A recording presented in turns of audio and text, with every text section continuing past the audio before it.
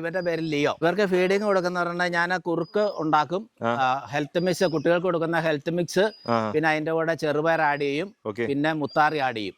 ഇത് മൂന്നും കൂടെ നൈസായിട്ട് പൊടിപ്പിച്ച് വെക്കും നമ്മള്. എന്നിട്ട് അത് നമ്മൾ കുറുക്കുണ്ടാക്കിയിട്ട് പാലും മുട്ടയും കൂടെ ചേർത്തിട്ട് കുറുക്കുണ്ടാക്കും. പിന്നെ അതിനകത്ത് ചിക്കൻ നന്നായിട്ട് വേവിച്ചിട്ട് ചിക്കൻ വേവിച്ച വെള്ളവും ചിക്കനും കൂടെ മിക്സ് ചെയ്തിട്ട് അത്ര നല്ല ഹെവി ഫുഡാണ്. നമ്മൾ ഒരു 6-7 നേരം നമ്മൾ ഫീഡ് ചെയ്യുന്നുണ്ട്. ഇപ്പം 38 ഡേയ്സിൽ ഇപ്പൊ ഇവര് 6 കിലോ കഴിഞ്ഞിട്ടുണ്ട്. 6 കിലോ ഹെവിയാ, നല്ല ഹെവി പപ്പീസ് ആയിട്ട്. നല്ല ഫുൾ ലോങ് കോട്ടാണ്. ഇവരെ നമ്മൾ കുഞ്ഞുങ്ങളെ മക്കളെ പോലെ വളർത്തുന്നു. വീട്ടിൽ നിന്ന് പോകുമ്പോൾ നമുക്കൊരു സങ്കടമാണ്. എല്ലാവരും കരയിലും ഉണ്ട് ഇവിടെ കുഞ്ഞുങ്ങൾ പോകുമ്പോൾ. കാരണം ഇപ്പൊ ഭയങ്കരമായിട്ട് ആക്റ്റീവ് ആയിട്ടിരിക്കുന്ന വീടാ. പെട്ടെന്ന് ഇവരെല്ലാരും പോയി കഴിയുമ്പോഴത്തേനും വീട് അങ്ങ് ഉറങ്ങിപ്പോയ പോലെ ആവും.